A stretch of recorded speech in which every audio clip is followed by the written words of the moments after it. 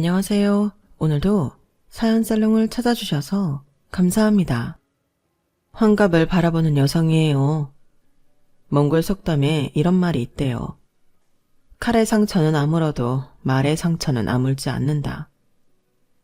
60년을 살아오면서 사람들한테 상처받던 일이 한두 번이 아니었지만 그 중에서도 특히 제게 큰 상처를 입혔던 사람이 있어요. 40년 넘게 알고 지낸 여고 동창이죠. 17살에 교실에서 처음 만난 이래 지금까지도 그 친구는 새치여로 제게 수없이 비수를 꼽아왔어요. 그래서 어릴 때는 싸우기도 참 많이 싸웠더랬죠. 그런데 이게 나이를 똥구멍으로 먹었는지 환갑이 다 된 지금까지도 집얼은 못 버리고 여전히 혀를 함부로 놀리지 뭡니까? 저한테만 그러는 거면 그래도 참아보겠지만 이놈의 기집애가 하나뿐인 내 사위까지 건드리지 뭐해요.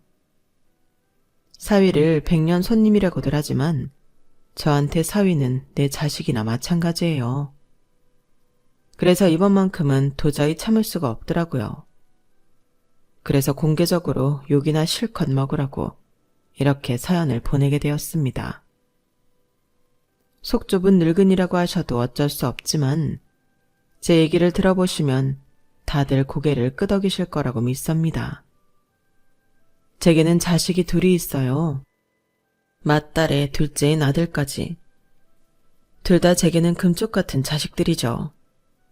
아들이라고 더 예뻐했던 것도 아니고 딸이라고 해서 소홀히 대한 적도 없어요.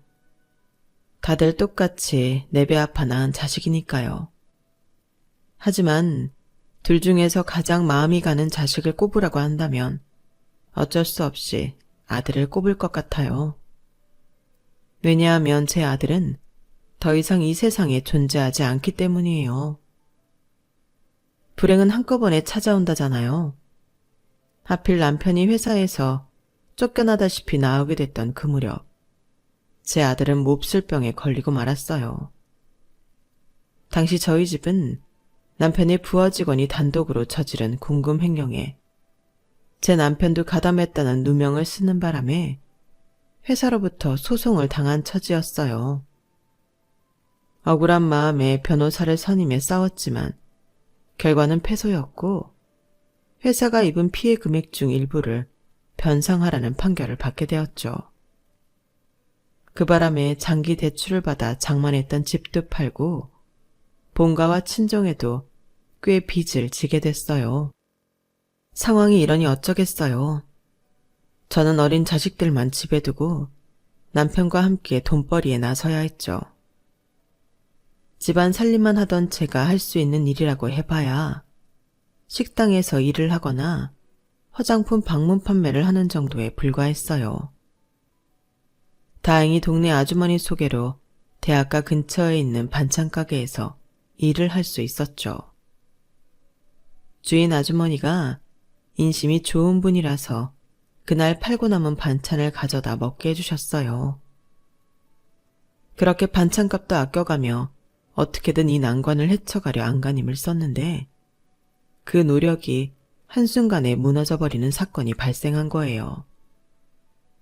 아들 녀석이 코피도 자주 쏟고 빈혈도 심한 데다 감기 기운이 오래가서 한동안 동네 약국에서 약을 지어다 먹였거든요. 그런데 이게 그렇게 나을 게 아니었던 건가 봐요.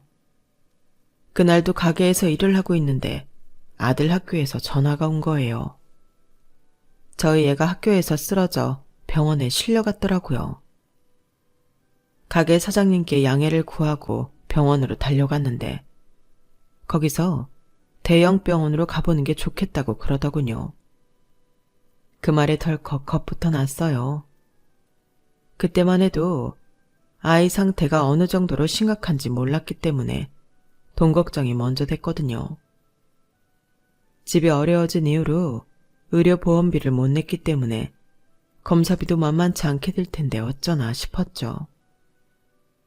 아들을 데리고 대학병원에 도착해 혈액검사를 받았고 수치가 비정상적으로 나와서 바로 정밀검사까지 진행했어요. 아이가 검사를 받는 동안에도 저는 당장 어디서 돈을 구해야 하나 그 걱정을 했어요. 그런데 거기서 청천벽력 같은 소리를 듣게 된 거예요. 우리 애가 급성 백혈병이라더군요. 상태가 많이 안 좋다며 빨리 입원해서 치료를 해야 한다고 했어요. 도저히 믿을 수가 없었어요. 증상이라고 해봐야 빈혈이랑 감기 기운 정도였으니까요. 검사가 잘못된 게 아닐까? 분명 뭔가 잘못됐다. 이 생각뿐이었어요. 뒤늦게 연락을 받고 달려온 남편도 저처럼 믿기지 않는 표정이었어요. 하지만 아이를 입원시키고 며칠 사이 내 아들의 상태는 급격히 나빠졌고 오진이 아니라는 걸 알게 되었죠. 무균실에 들어가 있는 아들은 하루가 다르게 여의어갔어요.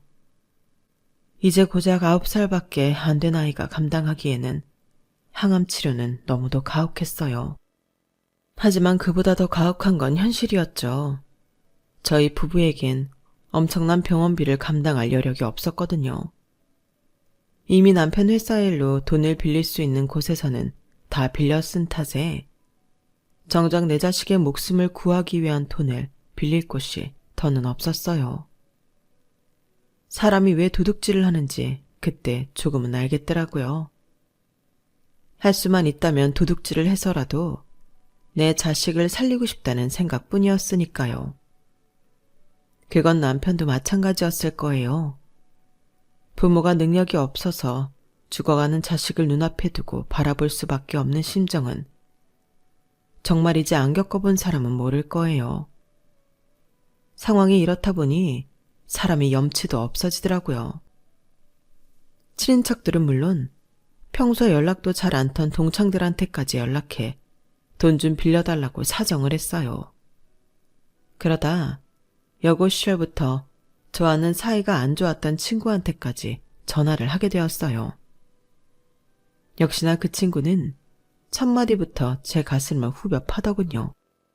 명희 너는 여전하구나? 몇 년 동안 동창회도 잘 안 나오더니 돈 필요하니까 전화하니? 경자야, 미안해. 내가 사정이 너무 급해서 염치 불구하고 연락했어.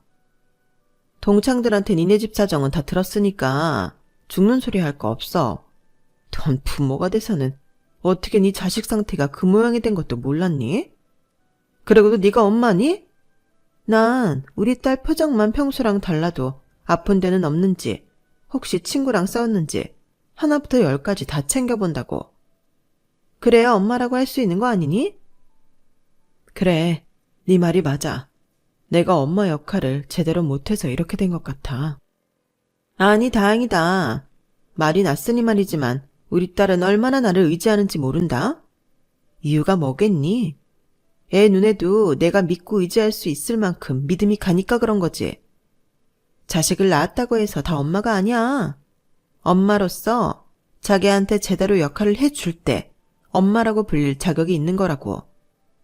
지난번에 우리 딸이 피아노 대회에 나갔을 때 말인데 그때도 내가 얼마나 저기 경자야, 미안한데 내가 사정이 좀 급해서 말이야. 우리 그 얘긴 나중에 하고 일단 내 얘기 좀 들어줄래? 저는 한시가 급해서 입이 바짝바짝 마르는데도 경자는 자기 딸 자랑부터 그런 딸을 키워낸 자신의 노력까지 끝없이 얘기를 이어갔어요. 결국 참다 못해 말을 끊었더니 버럭 화를 내며 이러더군요. 넌 이래서 문제야. 네가 지금 나한테 이럴 처지니? 능력이 안 돼서 돈 빌리려고 전화를 했으면 내 비위 맞출 생각부터 했어야지. 어디서 말을 끊니? 나 기분 상해서 돈 안 빌려줄래. 자식 문제라고 해서 선심 좀 써줄까 했더니 기분 확 상했어. 나 마사지 가야 하니까 귀찮게 연락하지 마. 끊는다. 경자야, 내가 잘못했어. 경자야. 결국 경자는 30분 넘게 자기 자랑만 하다가 전화를 끊어버렸어요. 그리고는 이후로도 제 전화는 받지 않더군요. 다행히 다른 동창들 도움을 받아 급한 불을 끌 수 있었지만 제 아들의 목숨은 살릴 수 없었어요. 한동안 상태가 호전되더니 어느 날 밤 갑자기 상태가 악화돼서 어떻게 손 써볼 겨를도 없이 세상을 떠나버렸거든요. 딸에 이어 막내로 아들을 낳았을 때 박씨 집안에 들어와 그래도 되는 이였으니 내 할 도리는 다 했다고 생각한 적도 있었어요. 그런데 이렇게 아들을 떠나보내고 나니까 너무 허망하고 가슴에 커다란 돌덩이가 들어찬 것처럼 숨을 쉬기가 힘들었어요. 그래도 낮에는 아들 병원비로 빌려 쓴 돈을 갚느라 정신없이 일하다 보면 참을만 했는데 밤이 되면 정말 미치겠는 거예요. 집안 어디선가 아들 녀석이 달려나올 것 같고 엄마를 부르는 아들 목소리가 들리는 것 같았거든요. 이렇게 빨리 갈 줄 알았다면 아들 녀석이 좋아하는 햄버거도 자주 사주고 갖고 싶다던 게임기도 자주 사주는 건데 늘 다음에라는 말로 미루기만 했던 게 너무 미안해서 가슴이 미어질 것 같았어요. 그래서 언제부턴가 멀쩡한 정신으론 도저히 잠을 이룰 수가 없어서 남편과 딸아이 몰래 부엌에 쭈그려 앉아 깡소주를 마시기도 했어요. 처음엔 한 병도 채 마시기 전에 정신이 몽롱해졌는데 그것도 시간이 지나니 술이 늘어서 2병을 마셔도 정신이 말짱하더라고요. 차라리 취해서 아무 생각 없이 잠들고 싶은데 말이죠. 가족들 몰래 밤마다 술에 취해 잠들던 저는 알코올 중독 직전까지 가게 됐어요. 당신 미쳤어? 도대체 언제까지 이럴 거야? 당신 완전 알코올 중독이야. 딸 자식 보기 창피하지도 않냐고. 제발 정신 좀 차려. 내가 뭘 어쨌다고 그래. 그깟 술 좀 마시는 게 뭐 어때서? 내가 돈을 안 벌었어. 애들 건사를 못했어. 아님 집안 살림을 안 했어. 다 하고 술 좀 마시겠다는데 왜 난리냐고. 술이라도 안 마시면 도저히 못 살겠는데 그럼 나보고 어쩌라는 거야. 왜 날 못 살게 구냐고. 이게 다 당신 때문이야. 당신이 멍청하게 누명만 쓰지 않았으면 우리 민수 그렇게 안 죽었어. 내 새끼 그렇게 죽지 않았을 거라고. 살려내. 우리 민수 살려내. 남편 잘못이 아니라는 걸 알면서도 그때는 남편 탓이라도 해야 버틸 수 있을 것 같았어요. 지금 생각해보면 그때 저는 거의 반은 미쳐서 살았던 것 같아요. 왜 아니겠어요? 자식을 잃은 여자가 정신이 온전하면 그게 더 이상한 거죠. 매일 밤 술에 의존해 잠을 이루던 제가 한순간에 술을 끊고 정신을 차리게 된 건 딸아이 때문이었어요. 하루는 제가 일하는 반찬가게로 딸아이 담임선생님이 전화를 했더라고요. 뜬금없이 학부모 면담을 하자는 거였어요. 제 딸은 속도 깊고 차분한 애로 나이는 12살밖에 안 됐지만 어른처럼 손갈 데 없는 아이라서 그때까지 한 번도 문제를 일으킨 적이 없는 애였어요. 그래서 면담을 요청하는 담임선생님의 전화에 놀랄 수밖에 없었어요. 그렇게 시간을 내서 딸아이 학교에 찾아간 저는 담임선생님이 내민 딸의 국어 공책을 보고 그 자리에서 오열하고 말았어요. 그 공책에는 수업 시간에 지은 딸아이의 시가 적혀 있었어요. 자신이 술이 되어 엄마의 슬픔을 다 잊게 해주고 싶다는 내용의 시였죠. 그 시를 보는 순간 둔기로 뒤통수를 3개 맞은 기분이 들었어요. 그동안 나는 내 슬픔에만 빠져 내 아이에게 무슨 짓을 했던 건가. 엄마로서 너무 미안하고 가슴이 아파서 눈물이 멈추지 않더라고요. 떠나보낸 아들만 생각하느라 내 곁에 남아있는 딸아이 가슴에 피멍이 드는 것도 모르고 있었다니.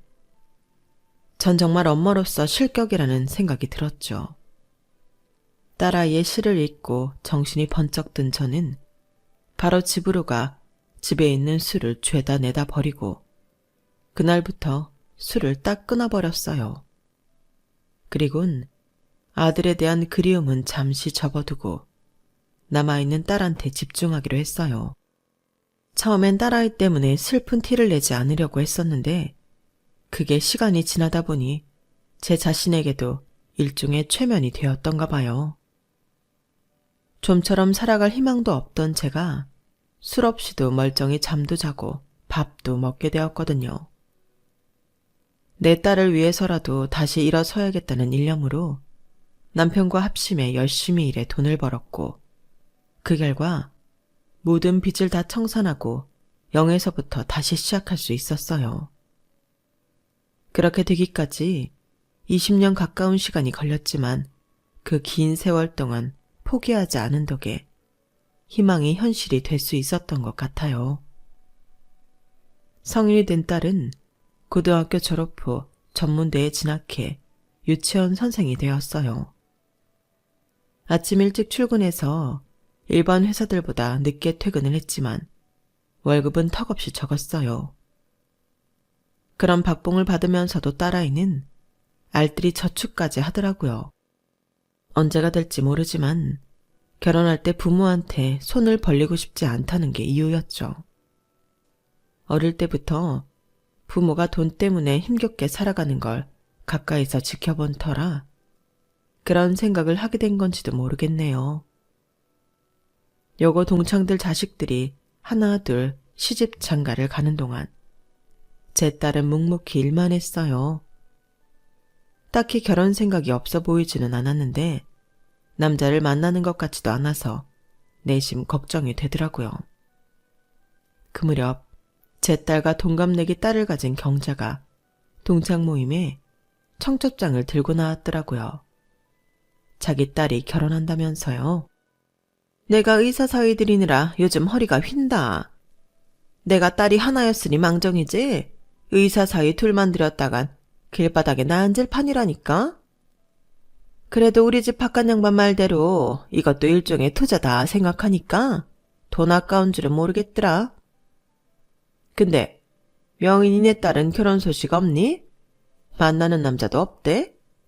하긴 니네 집 꼴을 보면 내가 네 딸이라도 남자 데려가 인사시키기 좀 그렇지. 니네 아직 전세 살지?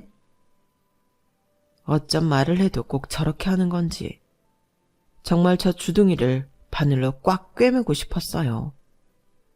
하도 얄미워서 얘 앞에서는 절대 고개 숙이고 싶지 않더라고요. 맞아. 전세 살아. 그래도 빚 다 갚고 마음이 편해서 그런가 살만하네. 살만하긴 죽지 못해 사는 거 다 아는데 네 아들 죽고 아들 병원비로 진빚 갚느라 파출부까지 한 거 다 아는데 어디서 대도 않는 소리를 하니? 힘들면 힘들다고 말해. 안 그런 척하는 게 더 불쌍해 보이니까. 난 솔직히 명희 너 생각하면 숨이 턱 막힌다. 인생이 박복해도 어쩜 그렇게 박복하다니? 네가 전생이 죄가 많긴 한다 보다. 그러니 아들 자식 잡아먹고 평생을 그렇게 지질이 궁상으로 살지. 뭐? 자식을 잡아먹어? 야, 조경자. 너 뚫린 입이라고 말 함부로 할래? 어제가 안 한 건 참고 넘어가려고 마음 다잡고 있는 판에 아들 얘기가 나오자 저도 모르게 폭발해버렸어요. 그러자 옆에 있던 동창들이 나서서 저를 말리더라고요. 그리곤 저 대신 경자한테 한 소리씩 했어요. 그제야 경자는 마지못해 제게 사과를 하더군요. 사실 경자가 번번이 저를 못 잡아먹어서 안다는 이유가 있긴 해요. 경자네 둘째 오빠가 고등학생 시절부터 저를 많이 좋아했었거든요. 경자를 시켜 연애 편지도 보내고 길에서 마주치며 빵집에도 데려가 빵도 사주고 버스를 타면 저 대신 회수권도 내주고 할 정도로요. 하지만 저는 경자 오빠가 마음에 들지 않았어요. 집에 돈 좀 있다고 없이 사는 친구들 무시하고 강자 앞에서 약하고 약자 앞에서 강한 치졸한 인간이었으니까요. 거기다 말을 함부로 하는 경자도 싫었던 터라 절대 엮이고 싶지 않았죠. 성인이 되고도 경자네 오빠는 제가 다니는 회사까지 툭 하면 찾아와 자기랑 데이트 좀 하자고 졸라댔어요. 그러다 한 번은 강제로 저를 끌고 가려는 걸 저희 회사 남자 직원이 구해주었죠. 바로 지금의 제 남편이요. 그 일로 남편과 저는 가까워졌고 1년도 안 돼 결혼을 하게 됐어요. 닥쳤던 개 지붕 쳐다보는 격이 된 경자오빠는 제 결혼식까지 찾아와 깽판을 부리다가 결국 경찰한테 끌려가게 되었죠. 그 일로 경자는 저를 볼 때마다 손톱을 세우고 긁어대는 거예요. 악연도 이런 악연이 없는 셈이죠. 생각 같아선 경자 딸 결혼식에도 안 가고 싶었지만 동창들이 하도 닥달을 해서 눈 딱 감고 다녀왔어요. 연예인들이 호텔에서 결혼식 하는 걸 TV를 통해 본 적이 있긴 하지만 일반 사람들도 호텔 결혼식을 한다는 건 그때 처음 알았네요. 확실히 돈이 좋긴 하더라고요. 음식도 훌륭하고 식장 자체도 고급스러워서 그날의 주인공인 신랑 신부가 확실히 빛났거든요. 저 자리에 내 딸이 서 있다면 어떤 기분일까 상상하면서 동창 딸의 결혼식을 지켜보았어요. 그리고 집에 돌아왔는데 화장기 하나 없는 얼굴로 집 청소를 하고 있는 딸이 보이지 않겠어요? 부모 잘못 만나서 고생만 하는 딸이 그날따라 더 안쓰러웠어요. 정말 경자 말대로 우리 집 사는 꼴 보이기 창피해서 남자를 집에 안 데려오나 싶기도 하고 혼수 자금이 없어서 결혼 생각도 못하는 건 아닌가 걱정이 되기도 했어요. 이제 집에 빚도 없겠다. 딸 혼수 비용이야 어떻게든 마련해 줄 수 있을 것 같아서 하루는 슬쩍 떠봤어요. 그랬더니 글쎄 5년 넘게 만나온 사람이 있다지 뭐예요. 아니 5년이나 사귀었으면서 그동안 왜 말을 안 했어? 왜? 그 사람이랑 결혼하자고 안 해? 안 하긴 사귀고 1년쯤 됐을 때부터 이미 결혼 계획까지 다 세웠는걸. 안 그래도 우리 집에 인사 오기로 했어. 결혼은 내년 봄에 할 생각이고. 얘는?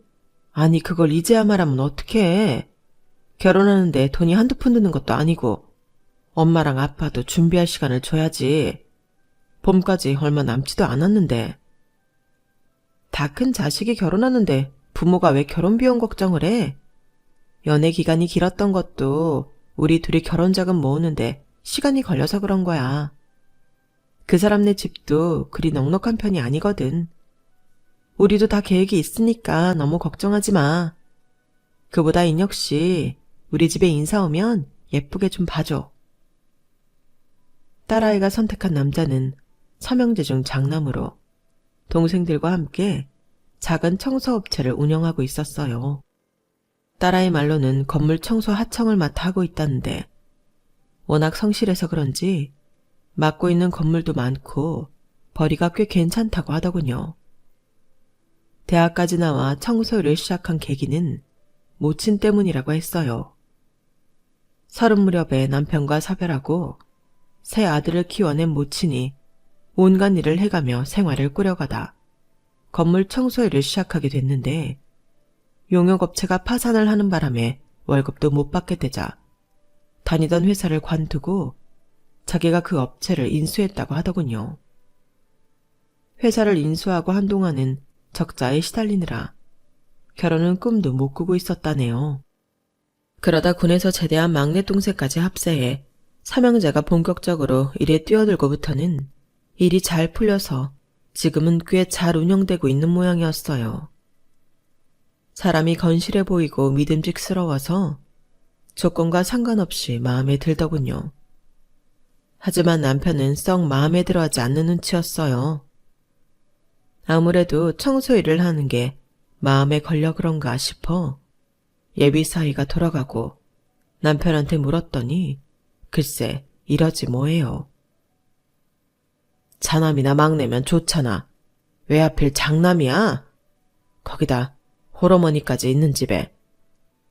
당신도 참 그게 그렇게 마음에 안 들어서 내내 인상 쓰고 있던 거예요?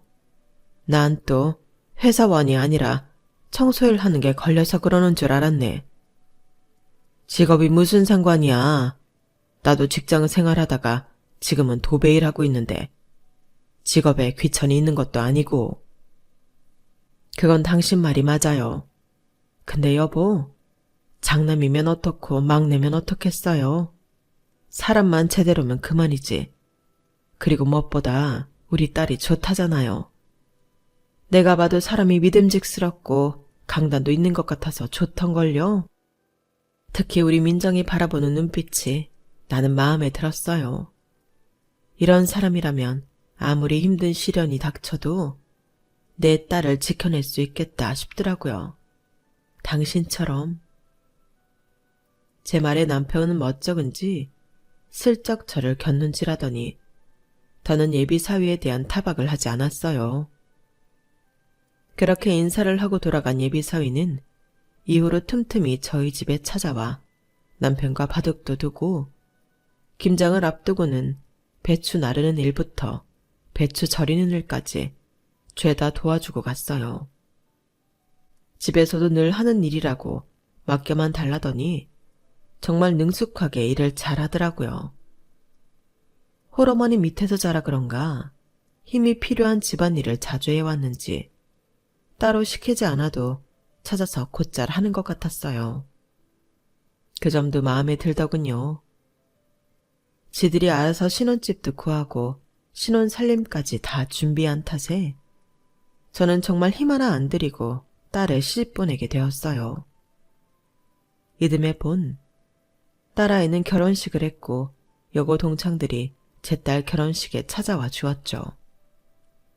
이번에도 어김없이 경자는 온갖 트집을 잡아가며 제 딸 결혼을 헐뜯느라 여념이 없었어요. 그 바람에 속에서 천불이 났지만 좋은 날 얼굴 붉히기 싫어서 꾹 참고 넘겼네요. 결혼하고 이듬해 딸아이는 임신을 했고 7개월 때까지 유치원 일을 하다가 일을 그만두게 되었어요. 출산을 하게 되면 학기 중에 선생이 바뀌게 될 테니 그건 아이들한테 안 좋을 것 같다고 겨울 방학에 맞춰 바로 사표를 낸 거였죠. 몇 달 뒤 출산을 한 후에는 아이가 어느 정도 자랄 때까지 육아와 살림만 하기로 했고요. 그랬더니 경자 고년이 또 시비를 걸지 뭐예요. 야, 이래서 가난을 못 벗어나는 거야. 네 딸도 참 생각 없다. 남편이 청소일 하는데 같이 거들어서 돈 벌 생각은 않고 이때다 하고 집에 들어앉을 생각부터 한다니? 그래서야 언제 돈 벌어서 자식 제대로 키우겠냐고. 예전이야 개천에서 욕나고 했지만 요즘은 세상이 다르잖니? 돈 있는 집 애들이 서울대고 연고대 가지. 돈 없는 집 애들은 그 뭐냐 듣보잡? 듣도 보도 못한 대학이나 가는 거라고. 이렇게 부모로서 책임감이 없어서야 원. 하, 경자 넌 뚫린 입이라고 함부로 짓거리는 버릇은 여전하구나. 어쩜 그렇게 나이를 먹어도 한결같니? 인간아, 나이를 먹었으면 사람 좀 되라. 언제 철들래? 그리고 내 사위가 돈 잘 버는데 네가 왜 우리 딸 자식 걱정까지 하니? 넌 네 손주 걱정이나 하라고. 아 맞다. 넌 걱정할 손주도 아직 없지? 뭐? 손주 좀 먼저 봤다고 네가 내 앞에서 유세 떠는 거야? 아이고 웃겨서 말도 안 나온다. 그런 거지 같은 집구석에서 낳은 자식이 오죽하겠니? 내 사위는 의사인데 자식을 낳아도 청소일이나 하는 네 사위 자식보다는 훨씬 똑똑하고 대단한 애가 나올 거다. 그래, 어디 나 보고 그런 소리 해봐. 비록 내 사위가 청소일은 하고 있지만 서울대에서 4년 내내 장학금 받고 다닌 사람이야. 네 사위는 지방대 의대 출신이라며? 머리로만 비교하면 글쎄다. 네 사위가 내 사위 못 따라오지 않을까? 사위들 직업과 출신 대학으로 싸우는 장모들이라니. 유치한 건 알지만 저도 경자한테만큼은 지고 싶지 않아서 끝까지 이빨을 세웠어요. 누가 뭐래도 나한테 내 사위는 세상에서 최고이기도 했고요. 개처럼 벌어서 정승같이 쓰라 했다고.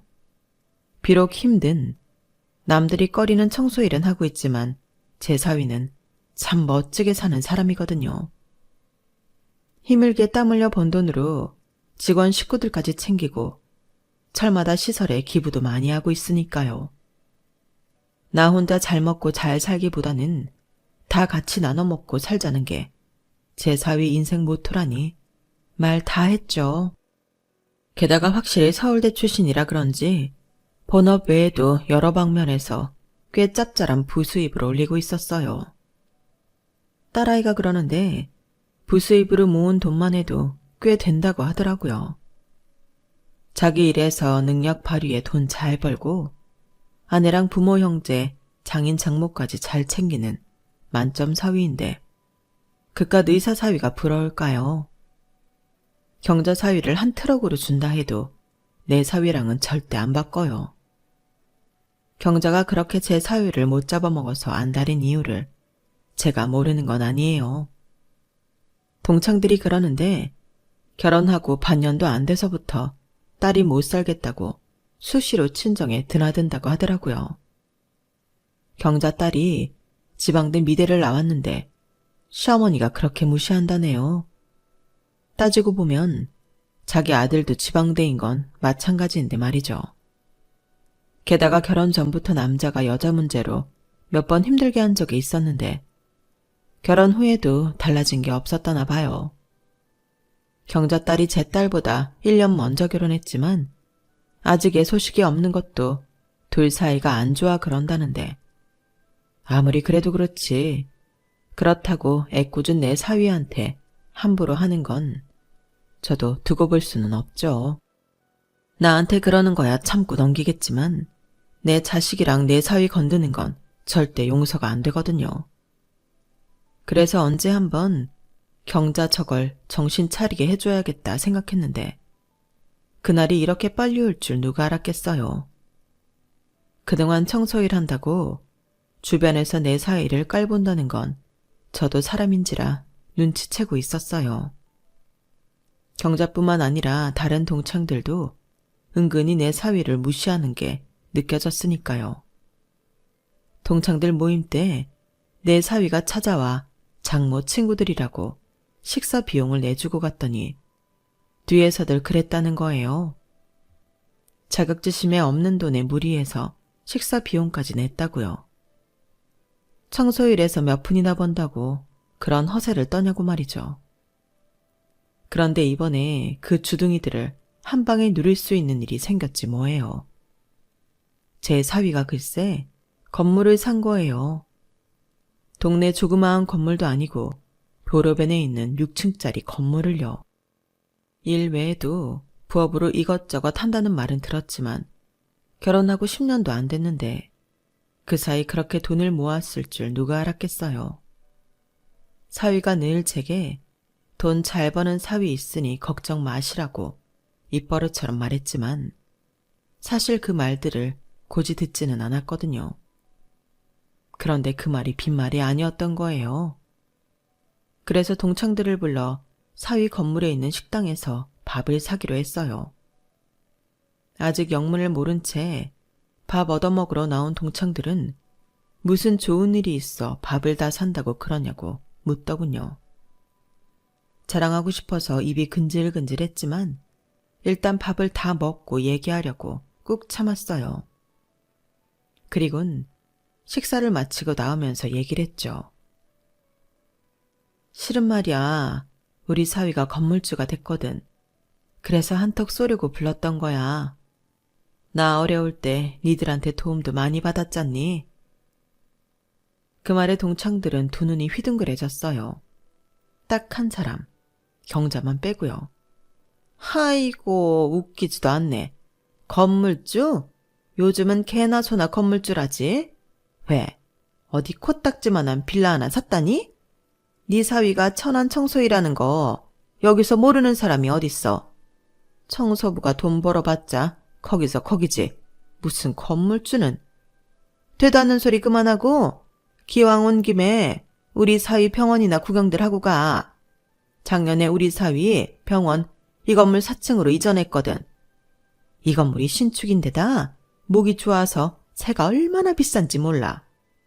돈 잘 버는 우리 사위 정도나 되니까 이런데 병원도 차린 거지. 다들 뭐해? 엘리베이터 안 타고? 경자는 제 말을 싹둑 자르곤 동창들을 데리고 자기 사위 병원으로 갔어요. 얼떨결에 말할 타이밍을 놓친 저는 뒤만 졸졸 따라갔죠. 그런데 그렇게 따라간 병원에서 수납 부스에 서 있던 제 사위와 마주쳤지 뭐예요. 일하다 왔는지 작업복 차림에 땀을 꽤 흘려서 안쓰러워 보이더라고요. 장모님, 병원엔 웬일이세요? 어디 아프세요? 아니, 그게 아니라 동창들 만났다가 오게 됐어. 여기가 내 동창 사위가 하는 병원이거든. 아, 그러세요? 사위는 싹싹하게 웃으며 제 동창들한테 인사를 했어요. 그러자 경사가 인상을 팍 쓰곤 그러는 거예요. 아, 땀 냄새. 아니, 누구 영업방해할 일이 있어? 지저분하게 그 차림으로 병원에 오면 어떡해? 이봐 정간호사, 일 제대로 안 해? 환자 좀 가려받아야 할 거 아니야. 병원 격떨어지게 이게 뭐야? 당장 걸레 가져다가 저 사람 서 있던 바닥부터 닦고 방향제 좀 뿌려. 그러자 간호사가 얼굴이 사색이 돼선 안절부절 못하는 거예요. 그리곤 이내 원장실에서 달려나온 경자 사위가 자기 장모를 다그치더군요. 장모님, 지금 뭐 하시는 거예요? 이분한테 그러시면 안 돼요. 아니, 내가 못할 말했어? 명색의 의사 장모인데 내가 내 사위 병원에서 이 정도 말도 못해? 아, 장모님도 참, 이분 이 건물 주인이에요. 그 말에 경자를 비롯해 동창들 입이 떡 벌어졌어요. 그래서 이때다 싶어 제가 한마디 했어요. 내가 그랬잖아. 내 사위가 건물주가 됐다고. 니들한테 내 사위 건물 구경 좀 시켜주려고 오늘 여기로 부른 건데 경자 니가 나대면 어떡하니? 세입자 장모가 뭐 그리 대단한 거라고. 세상에, 건물주를 자기 건물에서 내쫓는 세입자는 살다 처음이다 얘. 우리 사위 어디 아픈 건 아니지? 아프긴요. 발목을 살짝 접질린 것 같아서 진료받으러 왔죠. 기왕이면 제 건물 세입자 병원에서 진료받으면 도움도 될까 해서 온 건데 이런 인연이 있을 줄은 몰랐네요.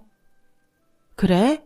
그럼 이 병원 말고 다른 데로 가. 내가 잘하는 데 있어.